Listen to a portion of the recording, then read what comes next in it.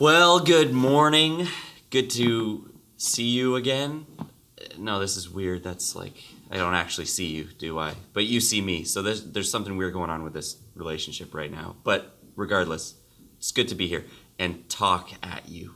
Maybe that's better. Yeah, it's good to talk at you this morning. We had a fun night last night. Lots of craziness, and it was just good to be with you. I'm sure that you got lots of sleep, and you're ready to listen, to tune in this morning and get some solid, really good, deep Bible teaching, right?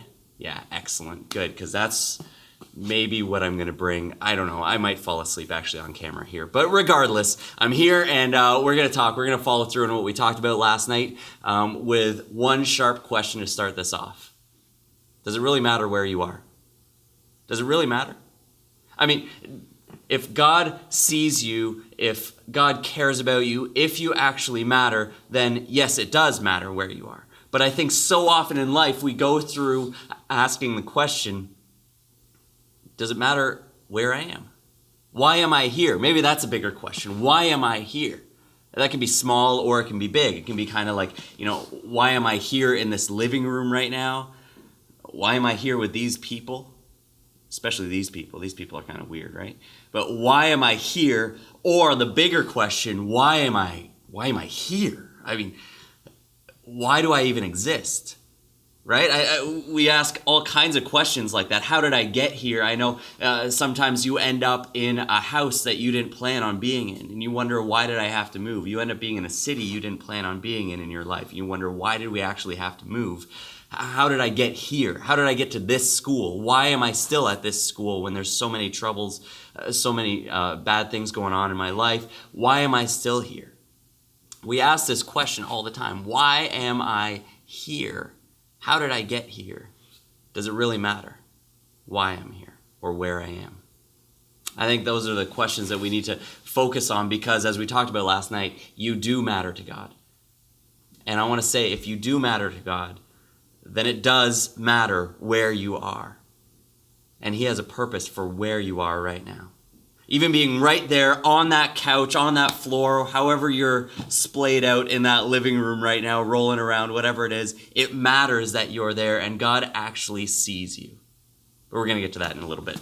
First, I think to understand how you got to where you are, what you have to do is sort of go backwards in your story. And so the best way to figure out how you got to the place you are is to sort of walk backwards. It's like when you lose something, you follow the tracks of where you last were to try to find that thing, right? So if you've lost your purpose, you've lost that understanding of where you are right now, you need to walk backwards in your story.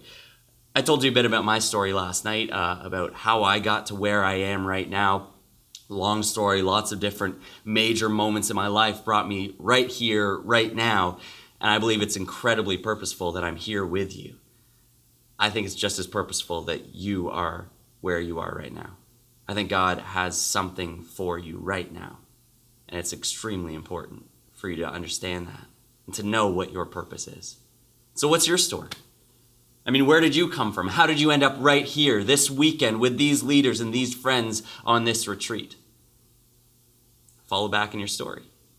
You'll have a minute in just a little bit to talk about that, to figure out where your story comes from and how you ended up here. But I think the bigger picture for all of us to understand how we all got here, well, that's a whole different story altogether. I mean, that's something that we're all a part of, that we can all tune into, and we have this incredible story to tune into. And it's the story of God's interaction with humanity. And we have it through the Bible, and we can follow along in that and get that history lesson. And some of you just tuned out right there. As soon as I said history lesson, you just went, oh, what? Okay, hold on. It's Saturday. I'm not at school. But just give me a second, because this history lesson is unlike any other. This one, I'm telling you, it's either made up or it's absolutely God working through history. And of course, I would say it's the second one. Because it starts like this. It starts with a God who has an idea to create. And so he creates. He goes right back at the very beginning. He creates. And he wants to create these people. And so for those people, he creates a place for them to live. And so he creates that. And he creates them for the sole purpose of living with them, of living in relationship with them, of them knowing him and him knowing them. And then for some reason, they choose to turn their backs on him.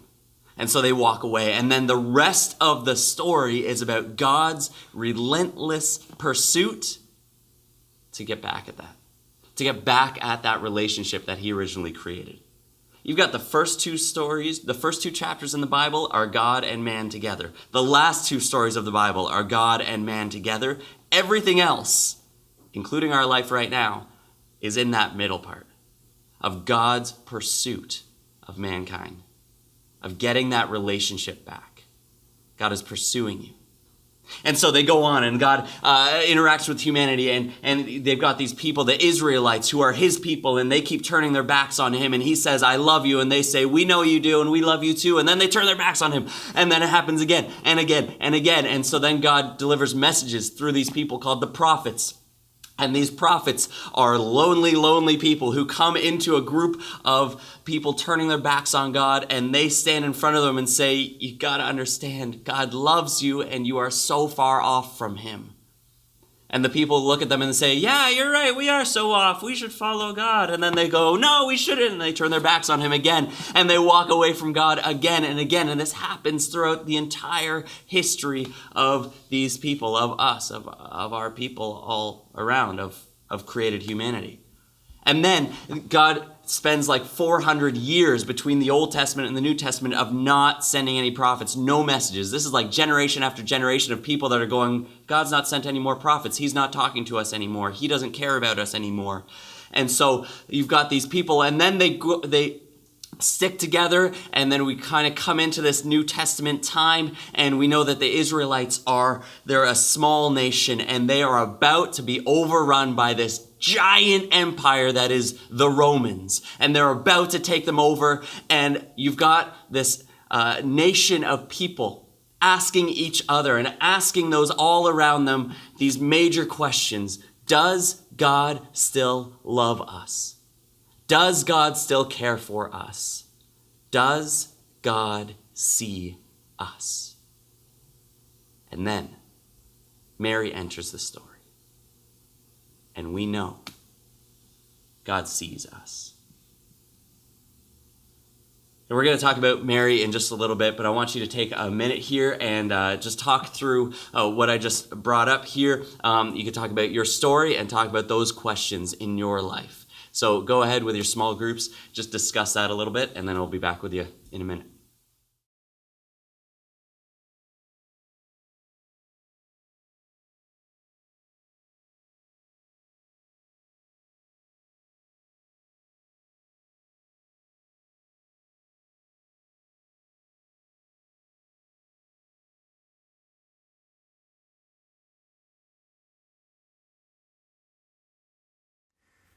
Way back at the beginning of this year, beginning of January, I had an amazing opportunity to go to Disney World with my family. And so we've got 3 kids. We left the youngest one at home with Grandma and Grandpa.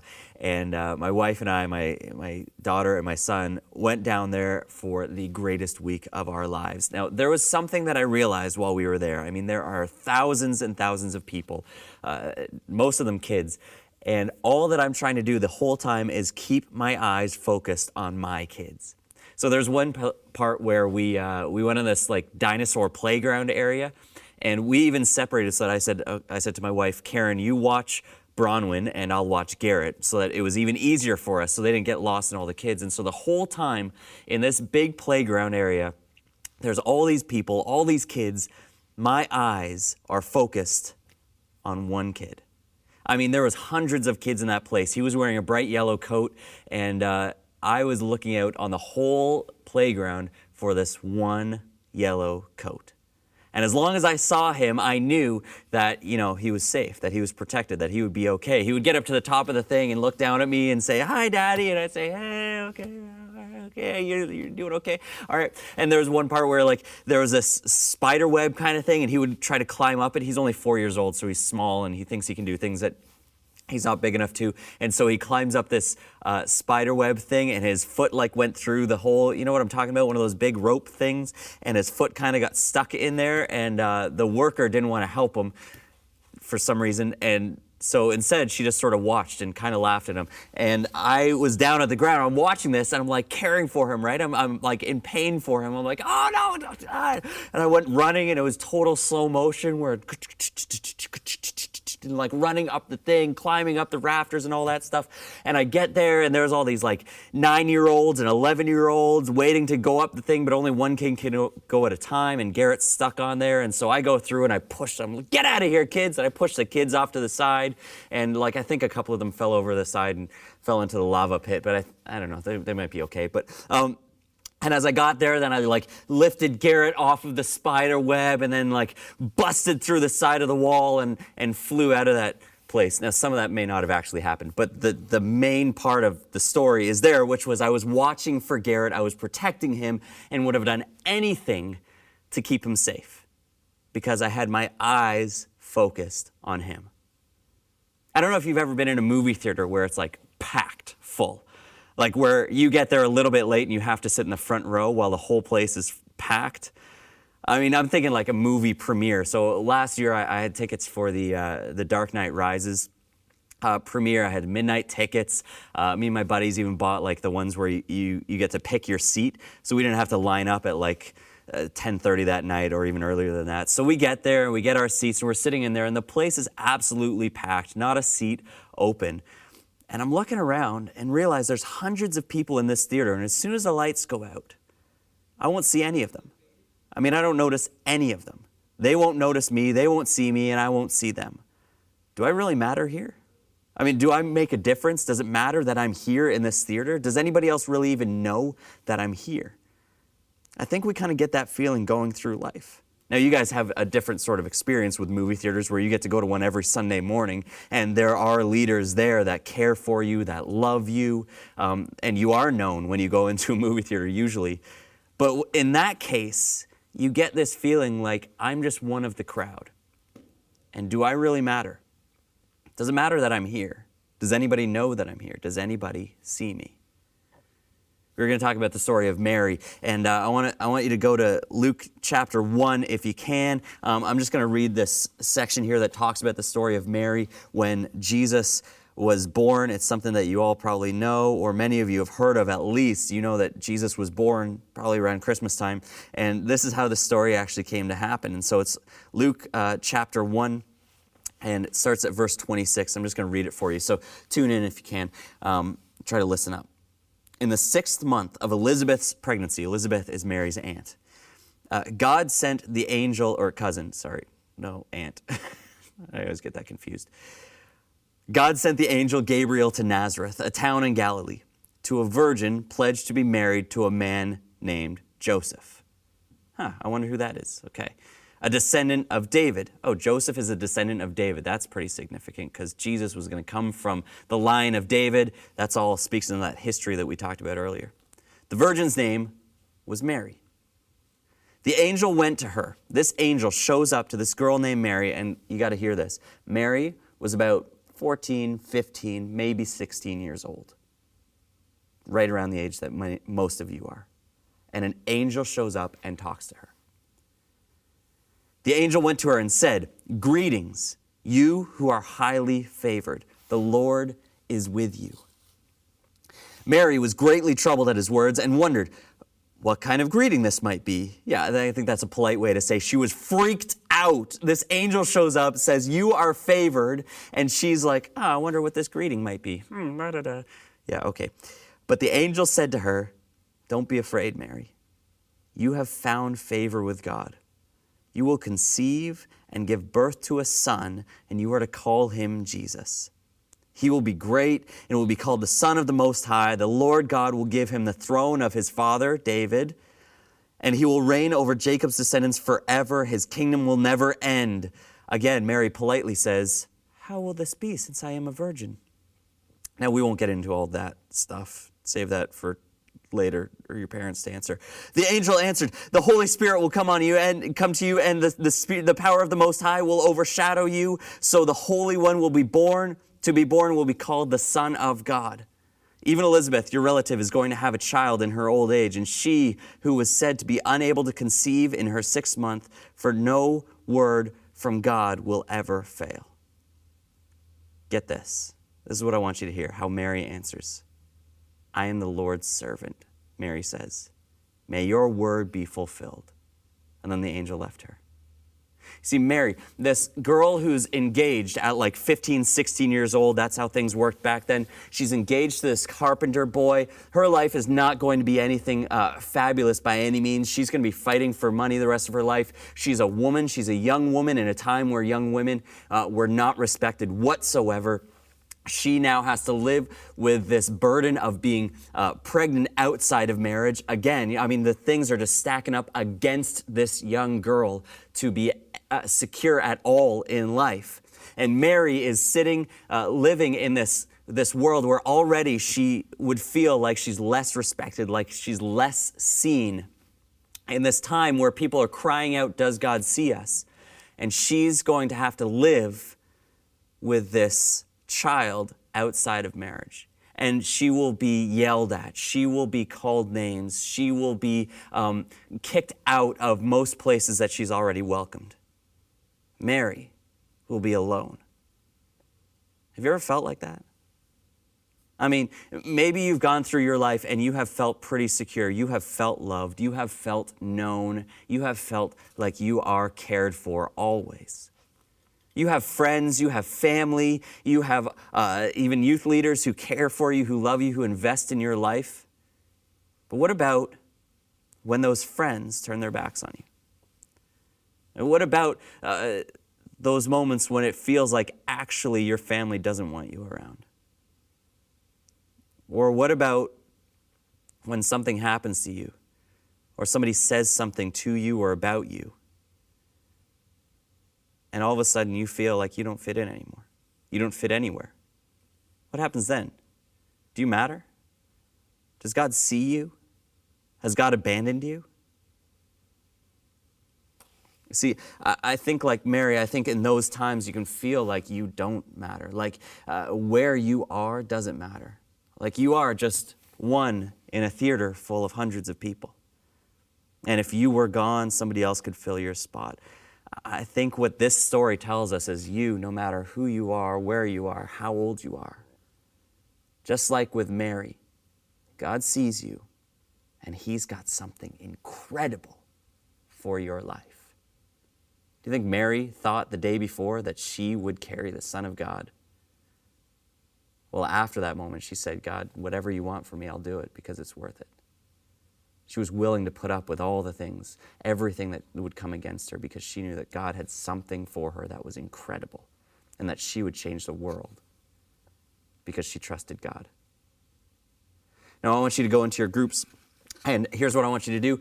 You can talk about that section if you want. You can just ask a couple questions. What did you think about that? What stands out from that story in your small groups? And here's what I want you to do before you come back to the next section.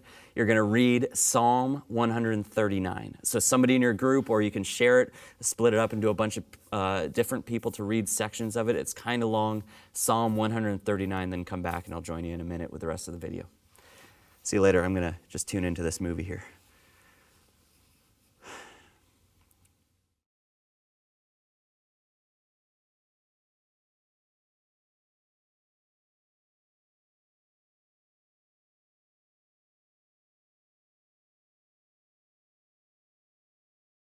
Psalm 139, it's not just a nice reminder. I mean, there's some verses in the Bible that I've used that I know a lot of people use as kind of comfort verses. It's like when you go through a really hard time or something, there's always these few verses that people bring out to remind you. And I mean, those are amazing and they are truths of the living God. And yet I think they're used so often that we lose the meaning of what it really was when it was written. The Psalm 139 is more than just a nice reminder that you are cared for, that God made you and has a purpose for you. You might be wondering what the big page of dots next to the TV screen is. We'll get to that in just a second because it has to do with all of this. But you need to know that Psalm 139 is written by one of the greatest kings that ever lived. It's a beautifully poetic journal of a king who went through times where he said, God, do you hear me? He went through times where he says, God, do you know me? He went through times where he writes, why have you left me behind? Why have you forsaken me, God? This is a king, one of the greatest followers of God that we know, who went through times saying, I don't feel God right now. I don't see God. I don't know God. God isn't near me. And yet he writes this psalm, this journal, this poem, displaying his heart, displaying his thoughts of what God is really doing in his life, as he says, you know a word before I even speak it, God. You know my thoughts from afar. You knit me together before I was ever a thought in anyone else's eyes. I mean, this is a God who is not distant. This is a God who is intensely involved in interacting with your life. Do you hear that? You, individually. God sees you. He cares for you. He's speaking to you, and he's speaking through you to others. So you wonder, why am I here? You know, how did I get here? Why am I in this house, this family, this school, this team, whatever it is? Why am I at this moment of life? Why am I in this city, whatever it is? I believe that God has you here because there's something that you can do that nobody else can. And what you can do can change the world. I believe that. I truly do. That what you can do in your family is something that nobody else can do. What you can do in your school is something that nobody else can do. What you can do on that hockey team is something that nobody else can do. And God has you there because he sees you.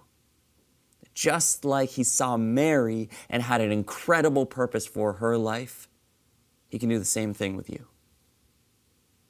You see, Psalm 139 is saying, I know you. I see you. I believe in you. Because I made you for a purpose, and I want to see that purpose happen. As we talked about last night, he who began a good work in you will see it through to completion. I believe God wants to see his work in you through to completion. Now, you might think, there's 7 billion people in the world. How does God see me? Do I really matter? How do I stand out? I think what this verse, what these stories tell us is that you might just be 1 in 7 billion people, but God sees you. And as your small group leader draws an extra dot on that paper, it's a great picture that you might just be 1 in a crowd, but God sees you in that crowd. He has eyes for you. No matter what, know this, God sees you.